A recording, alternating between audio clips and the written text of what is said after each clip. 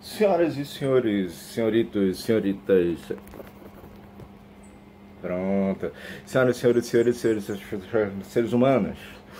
Essa aula é direcionada para os alunos do sexto ano do Colégio Eufemísia Freire, disciplina é História. E a gente está terminando. Aê! Uhul! É nossa última aula antes das provas.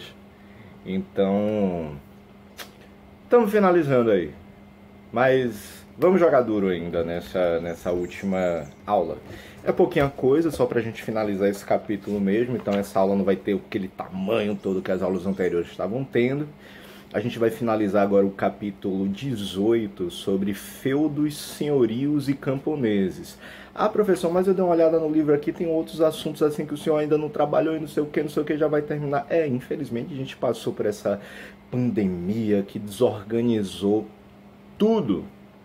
Então, inclusive essa quarta unidade acabou sendo tão pequenininha, né, que infelizmente só deu para trabalhar coisa assim bem basicona mesmo desse nessa unidade, né, nesse assunto do livro. Mas vamos fazer esse fechamento. Meu fechamento é você, mozão. Vamos fechar isso aqui. A gente faltou falar sobre a nobreza feudal, até fechar com a descentralização política, né? Então, no sistema feudal, a nobreza era o grupo social composto por rei, senhores feudais e cavaleiros, tá? A principal função dos nobres era defender os feudos e todos seus habitantes. Aí vocês lembram que os feudos, dentro dos feudos, residiam os servos, tá? Servo é aquele bicho que parece uma rena do Papai Noel. Lembra disso, né? Que eu falei. Tá. Então, servos, com a ideia de servidão mesmo, eles eram aquele grupo social, a camada mais baixa do grupo social, que vivia justamente nos feudos e trabalhavam basicamente para a sua própria subsistência e trabalhavam também para poder ter aquele pedaço de terra para eles, trabalhavam a fim de produzir uma quantidade suficiente para repassar para os senhores feudais, tá? Em troca, além da possibilidade deles residirem naquele determinado espaço, de plantarem, colherem para a sua própria subsistência, e quando sobrava alguma coisinha para poder vender lá no mercado e arrecadar alguma coisa, eles também recebiam proteção por parte desses senhores feudais. E quem são esses senhores feudais? Os nobres. É o povo que tem dinheiro. São os nobres. Então, uma das funções que aqui é tida como a principal função desses nobres era a defesa dos feudos, tá? Dos grandes feudos, e de todos os habitantes que ali residiam. Ah, professor, mas o cara vai querer defender pobre? Vai porque aquele pobre está trabalhando para ele, né? Tipo, se não tiver aquela pessoa lá, aquele pobre senhor, aquele servo ali trabalhando, tipo, não tem colheita, né? Então, fala assim, não, é uma troca justa, entre aspas. Para aquela época, o pensamento, a idealização enquanto sociedade era uma troca justa entre eles, né? As relações feudovassálicas, pô, um nome bonito, né? Um negócio assim, não, mas feudo-vassálica, de vassalos, vassalismo. Vamos entender. Durante a Idade Média, era comum os nobres doarem parte do seu feudo a outros nobres, tá? Mantendo entre si lealdade e obrigações mútuas. Essa doação de parte dos seus feudos muito se dava, por exemplo, quando o outro nobre ele tinha um poderio militar, poderio de cavalaria, de repente assim, maior. Então a possibilidade daquele outro nobre conseguir defender o território era maior do que desse que doou. Então era uma troca que existia entre eles, tá? Aos nobres rolava essa questão da doação de terras. Quando era em relação aos servos, eles não doavam, eles permitiam que os servos trabalhassem naquela área. Então, ó, se liguem que é diferente. Ao doar as terras, o nobre tornava-se suzerano,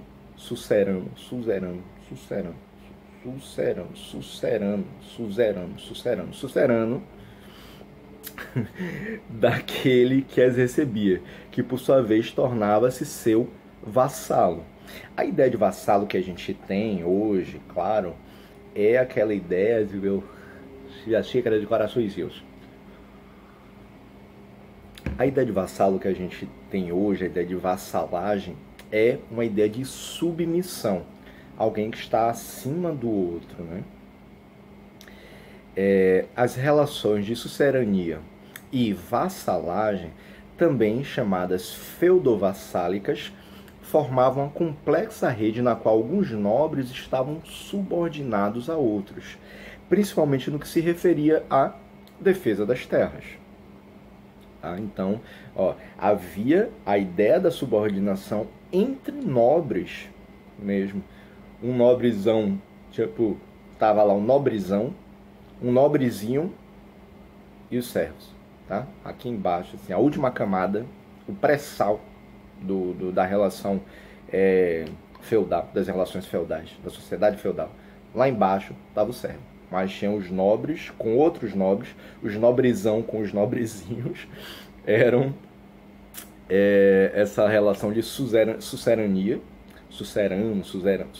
Gente, esse S ele se lê como se fosse S mesmo, não Z. Sucerano e vassalo, né? Então, esse estava acima daquele. Era dever do sucerano ajudar o vassalo a proteger as terras e hospedá-lo no castelo quando ele estivesse em seu feudo. Tá? Então, essa relação de proteção, tinha algum convívio social entre eles, o que era diferente da relação com os servos, tá? Entre nobres, ainda que haja uma diferença de acúmulo de riqueza entre eles, ambos ainda fazem parte de elites da época. Então os servos, os camponeses e tal, era a galera que estava lá embaixo, era a galera mais pobre da sociedade naquela época, então eles não tinham tanto contato, não mantinham da mesma forma relações sociais com quem estava nas camadas superiores. Então, o vassalo, por sua vez, devia administrar o feudo que havia recebido e defendê-lo, bem como prestar auxílio militar ao sucerano em caso de guerra. Então, tipo, o sucerano tá lá, uma galera querendo invadir o território dele, querendo invadir o feudo dele, e aí o que é que o vassalo vai fazer? Ele, dentro do feudo que ele recebeu como doação, ele tem lá os seus militares, os seus cavaleiros, o seu exército particular. Então, eles vão servir de linha auxiliar ao sucerano, ao feudo maior, tá? Se está precisando de uma defesa lá no castelo, na fortaleza que ele construía, então o vassalo vai enviar as suas tropas como tropas auxiliares, porque geralmente o feudo do sucerano é bem maior, né? Então a quantidade populacional, o contingente populacional é bem maior, o contingente militar, de cavalaria. Quando eu falo de militar, não é policial militar, exército, marinha, aeronáutica.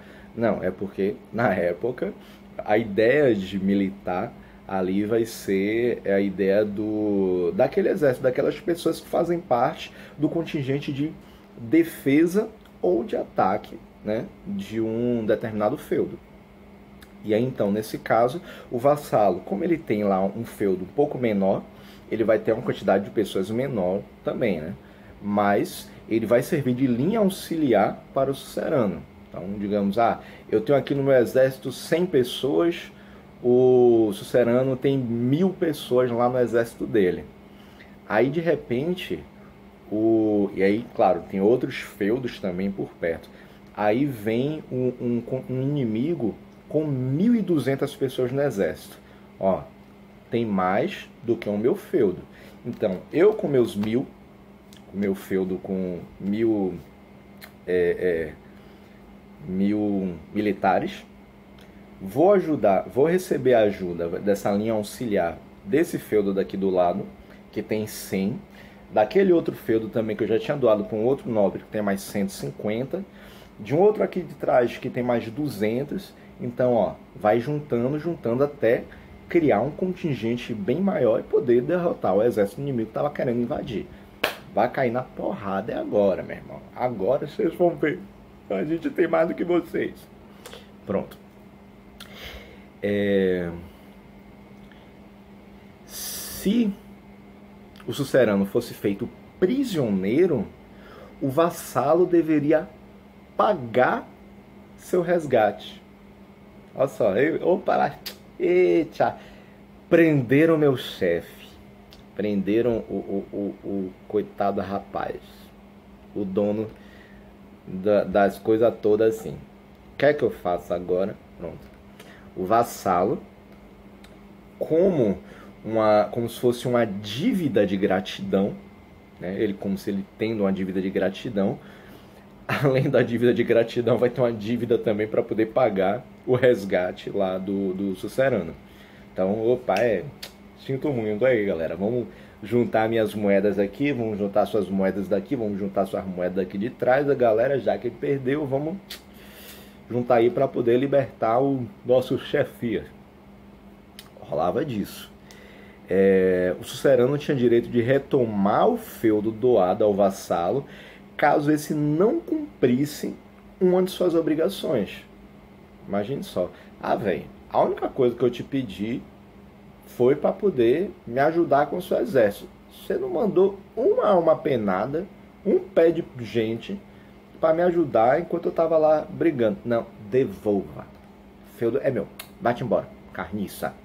Vai, seu coisa feia, seu coisa ruim. Vai procurar outro feudo aí para poder. Seu horroroso. Rolava disso. Então, afinal de contas, era uma doação, assim, mas na verdade era uma troca de serviços, né? Então, se você deixava de fornecer um determinado serviço para o seu doador, consequentemente, o que é que eles faziam? Poderiam muito bem chegar assim, ó, te dei o recado, era para você fazer isso. Você não fez, vá-te embora. Vou dar baixa da sua carteira de trabalho, procure lá o seguro-desemprego, o FGTS, para poder retirar e vai-se embora, tá? Vai procurar outro lugar para trabalhar. Então, cabia ao sucerano essa possibilidade de retomar a terra doada para um vassalo. O rei era considerado sucerano de todos os suceranos, pois todas as terras do reino lhe pertenciam. É claro, eu sou o rei soberano, eu vou ter, isso aqui tudo é meu, mas eu posso dividir essa terra por feudos, doar para determinados nobres, que serão os senhores feudais daquela região, daquele feudo, e eles podem, dentro daquele feudo deles, dividir, fazer a doação para outros nobres, né? Então, um doando para o outro. Mas, no final das contas, o rei soberano de tudo é o rei. O rei soberano, que é rei, né? O sucerano de tudo vai ser justamente o rei. Então, assim, os senhores feudais eram vassalos do rei.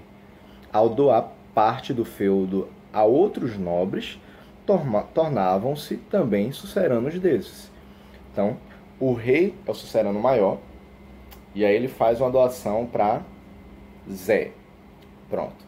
Zé chega aqui, vassalo do rei, mas o feudo dele é muito grande, ele resolve chegar e doar uma parte do feudo dele para João.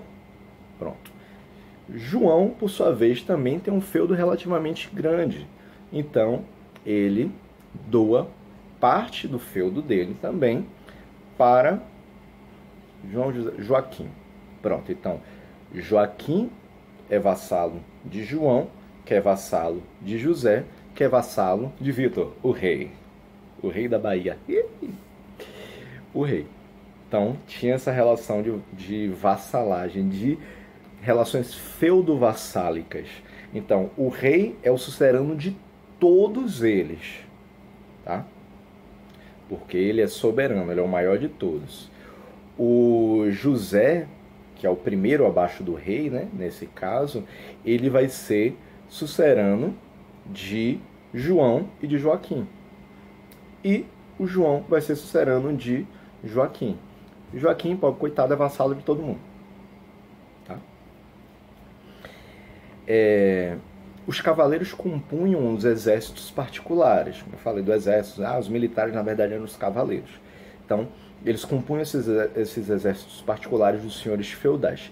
Eles cuidavam da segurança do feudo e desempenhavam um papel importante também na conquista de terras e nas guerras para defender a fé cristã.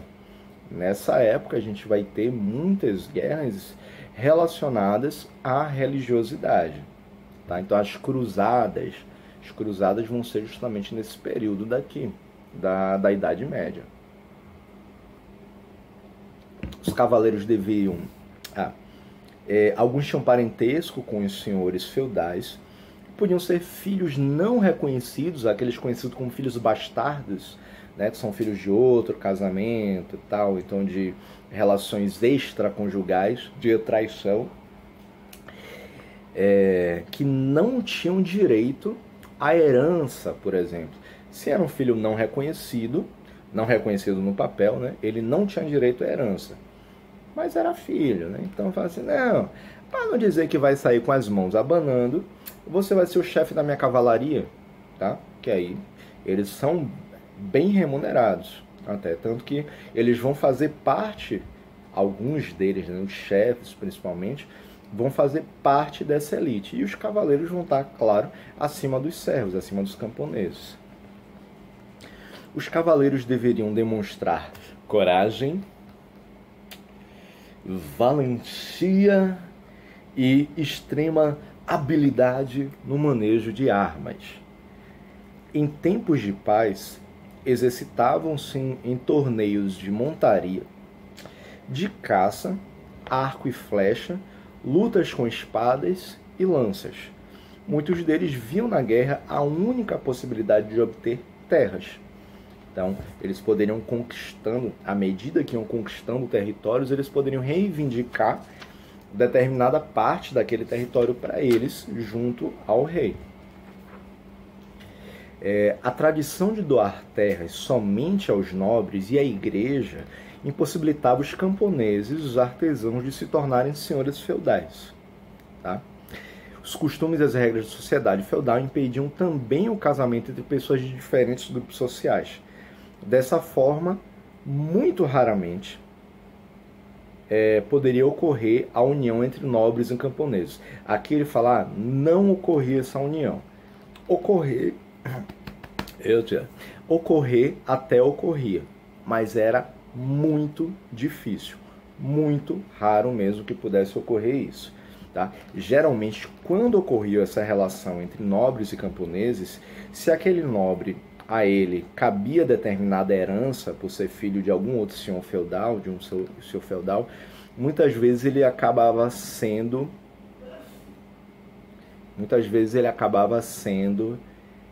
deserdado. Então, aquilo que caberia a ele quando da morte do pai, quando da morte do senhor feudal, deixava de pertencer a ele pelo simples fato dele ter se casado com alguém, ele ou ela ter se casado, ter mantido relações com alguém que faz parte de um outro grupo social, que no caso dos camponeses, que eram vistos como a ralé. Né? Então, essa tradição de doação de terras somente rolava entre os nobres ali e para a igreja.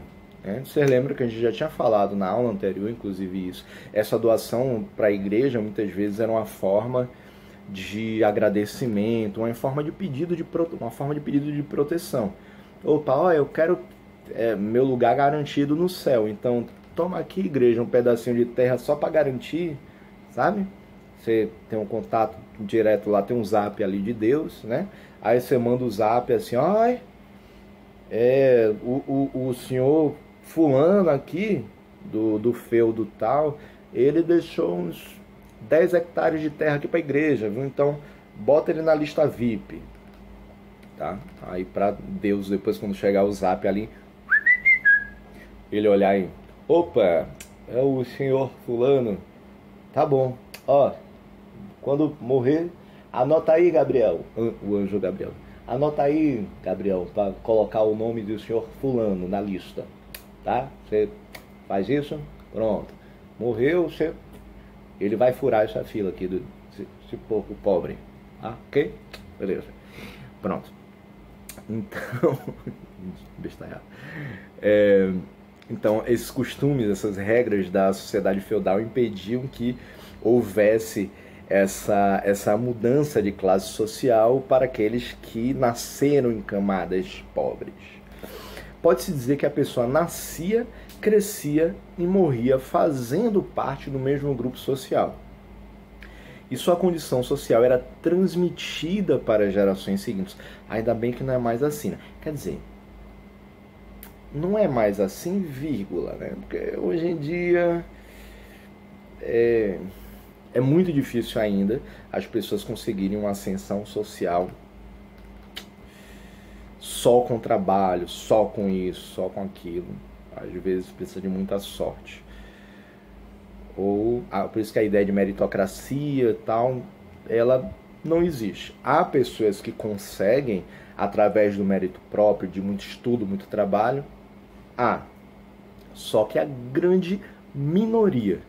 Então, por isso que não dá para dizer que é meritocracia. Senão, todas as pessoas que se esforçassem bastante, que trabalhassem, que estudassem bastante, iam conseguir alcançar um determinado patamar mais elevado. Só que, infelizmente, são poucas pessoas desses grupos que batalham duro todo dia, que conseguem alcançar, conseguem galgar essas posições mais superiores, né? Então, por isso que a gente fala, a meritocracia é uma coisa que, infelizmente, é algo que não existe, tá? A ascensão por mérito, sim, mas pontuar a existência de uma meritocracia, não. Ok? Levem isso para a vida de vocês. Portanto, a sociedade feudal era uma sociedade estamental. Isto é, havia pouca ou nenhuma chance de um indivíduo passar de um grupo social a outro. A sociedade estamental, segundo o nosso glossário, é a sociedade organizada em rígidos grupos sociais em que não há mobilidade social. A ideia de mobilidade social é justamente de se mover. É muito difícil uma pessoa sair da classe E, se fosse hoje em dia, né, essa divisão de classe, sair da classe E para a classe D, ou C, ou B, ou A. Que você lembra que é o formato de uma pirâmide, a pirâmide social, em que lá no topo está o pessoal que é milionário, que ganha muito dinheiro. É tipo os juízes, magistrados, desembargadores, ministros, presidentes, não sei o que ganha lá para 30 mil reais para cima. Enquanto que a gente ganha salário mínimo e olhe lá. Um cronista da época afirmou que na sociedade feudal Deus quis que entre os homens uns fossem senhores e os outros servos, de tal maneira que os senhores estejam obrigados a venerar e amar a Deus, e que os servos estejam obrigados a amar e venerar o seu senhor. Olha só o pensamento em relação às relações entre as pessoas, em relação a Deus. É como se Deus, ele desse somente aos nobres a possibilidade de estarem onde eles estão. Então, cabia aos nobres venerar a Deus. mas cabia à camada mais pobre, a quem Deus teria esquecido, teria deixado ao relento, caberia a eles venerar e amar ao Senhor, aos senhores feudais, porque eles só estão ali vivos graças ao senhor feudal, que lhe dá um pedacinho de terra, que lhe dá a possibilidade de trabalho, que lhe dá a possibilidade de estar vivo. Entre os séculos 9 e 10, invasões como as dos vikings, magiares e árabes abalaram os reinos medievais da Europa. Com exércitos pouco numerosos e mal equipados, os reis foram incapazes de garantir a defesa dos próprios reinos, permitindo então que os senhores feudais formassem, treinassem e armassem exércitos particulares para defender seus feudos. Quando conseguiu derrotar os invasores, os senhores feudais recebiam novas terras do rei, aumentando seus domínios senhoriais. Então, era uma ideia de descentralização, né? O poder, ainda que existisse o rei e ele fosse visto como o sucerano, o soberano de todos ali naquela região, ele acabava não tendo poder suficiente sobre todas aquelas pessoas que estavam ali no seu reino. O exército dele não era um exército que pudesse cobrir toda a região. Então ele dependia da defesa dos próprios senhores feudais em relação aos seus territórios. Então, graças aos exércitos particulares desses senhores feudais, muitas vezes aquele reino ele conseguia vencer determinadas batalhas, determinadas guerras. Consequentemente, uma forma do rei agradecer por não perder parte do seu território era conceder ainda mais terras para esses senhores feudais, que eles já tinham muitas terras, acabavam tendo mais terras ainda. Então, o rico cada vez fica mais rico e o pobre cada vez fica mais pobre. Então, por isso que a gente fala, não, meritocracia, tá aí.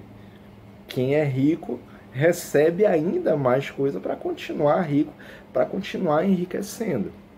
É tipo lá o pessoal, os governantes, aí a gente fala no âmbito geral, que vira e mexe lança um filho seu para a política. Né? Tô aqui já. A gente tem aí a família do Bolsonaro, né? Do presidente. Aí tem ele que é o presidente, aí ele lançou os filhos na política. Um é senador, o outro é deputado federal, o outro é vereador. Aí ele já quer lançar o outro filho também para vereador. Aí tem o irmão dele que foi candidato a prefeito na cidade dele. Aí a ex-mulher que foi candidata a vereadora disso, e não sei o que. Aí, ó. É quase uma ideia feudal. Ah, professor, mas você está falando mal do presidente. Não, relaxa. Há também diversos outros clãs. A gente chama de clãs familiares, né? Então, tipo, a família Maia, pronto. Rodrigo Maia, né? Que é o presidente da Câmara dos Deputados. A família dele teve César Maia, que foi governador do Rio de Janeiro. A família Garotinho, Antônio Garotinho, Rosinha Garotinho, o irmão de Antônio Garotinho foi candidato a prefeito de uma cidade no interior do Rio de Janeiro e ganhou. Aqui no Nordeste, em Salvador, tem o prefeito ACM Neto, né? O avô dele, ACM, conhecidíssimo, tipo, foi um político bastante influente que ajudou muitas pessoas da própria família a entrarem na política. Em Pernambuco, no Ceará, aqui em Sergipe, a gente tem vários nomes, várias famílias, vários clãs. Então, como é que a gente pode falar em meritocracia se eles próprios chegam e colocam, mesmo sem saber nada de política? Porque muitos deles não sabem absolutamente nada. Mas, só por causa do sobrenome, entraram ali. É quase uma relação de feudalismo que a gente vive, né? Quase isso. Aos poucos, os senhores feudais foram se desligando do poder real, passaram a tomar decisões militares sem precisar consultar o monarca, o rei. Criavam regras e leis próprias para os seus feudos, agiam como juízes quando havia necessidade de exercer justiça dentro de sua propriedade e estabeleciam as obrigações dos servos. Então, descentralizava totalmente o poder e o rei já não tinha poder de tomar decisão quase que nenhuma ali, né? Não poderia interferir mais em decisões locais. Essa situação, então, enfraqueceu a autoridade do rei e o poder político acabou se tornando descentralizado. É como se dentro de um reino tivesse vários outros mini-reinos, cada um decidindo por si. Então, o rei maior de tudo acabou se tornando só um símbolo, só uma figura tipo de enfeite para dizer que tem, porque as decisões eram tomadas em cada feudo. Então, embora houvesse rei, ele controlava a administração apenas dos territórios diretamente submetidos a ele, como ele sendo o senhor feudal de determinadas terras, né? Nem sempre suas decisões eram respeitadas em todo o reino. Já pensou? Chegar assim, pode fazer isso não. Aí o senhor feudal olhava para ele assim, já fiz. Virava a cara e ia embora. O rei, nem me respeita mais, velho. Oxe. Rolava disso. O poder de fato era exercido pelos senhores feudais, que agiam como governantes de seus feudos e lideravam os cavaleiros que formavam seu exército particular. Então, outro aspecto que contribuiu para diminuir esse poder do rei foi a constante doação de terra entre os próprios nobres, pois suceranos e vassalos eram aliados militares e se apoiavam mutuamente. Aquilo que eu tinha explicado mais para o início, né? Com o exército particular de um, o exército particular de outro e tal, que eram exércitos menores, mas que acabavam apoiando o sucerano, o nobre maior, que tinha um exército maior, que era quem doava ali. Então, havia essa relação entre eles que acabava se tornando algo extremamente importante para a manutenção do poder de defesa daquele território, daquele feudo. O poder e a influência do senhor feudal aumentavam conforme sua rede de vassalos crescia. Então, imagine, o cara podia ter 10, 20, 30, 50 vassalos, cada um com seu exército particular, que auxiliavam esse sucerano mor, né? Esse senhor feudal maior, praticamente um novo rei daquele território. Nesse cenário, o Sacro Império Romano Germânico foi um dos poucos exemplos em que a centralização do poder acabou conseguindo ser mantida. Lá, os imperadores, em aliança com a Igreja Católica, conseguiram governar e impor sua autoridade sobre a sociedade e os territórios qual eles dominavam. Beleza? Beleza. Então a gente encerra por aqui. Encerra ainda não. Deixa só, que eu tinha comentado na aula passada, inclusive, para vocês darem uma olhada nas páginas 190 a 191, que fala sobre a construção de uma maquete, né? Só que a gente não vai fazer essa construção porque, infelizmente, a gente não está em contato pessoal. Mas é interessante para vocês entenderem nessa imagem aí, dessas duas páginas, para vocês entenderem como é que funcionava um feudo, né? Tudo organizadinho, como se fossem mini cidades, como se fossem vilas mesmo. Então, tinha um castelo, onde viviam nele o senhor feudal, sua família e outros nobres, que era enorme o castelo, né? Que era basicamente uma fortaleza ali. Aí você vê, na imagem, é todo em volta de um rio. Esse rio que muitas vezes eles próprios cavavam, enchiam de água, botavam uns jacarés ali, uns dragões, não tinha dragão, botavam jacarés e tal, e aí tinha uma ponte movediça, né? Que era uma porta assim que baixava e levantava para impedir que tivesse um livre acesso de inimigos e tal. Então esse riozinho em volta servia, esse lago, né? Em volta servia como mais uma forma de defesa para impedir que a fortaleza fosse invadida, né?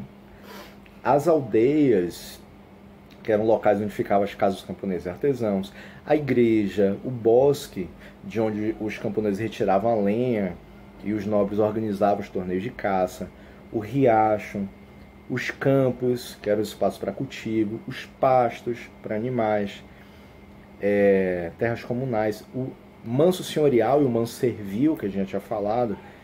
Manso senhorial é a terra exclusiva do senhor, que era cultivada pelos camponeses, claro, e davam para o senhor.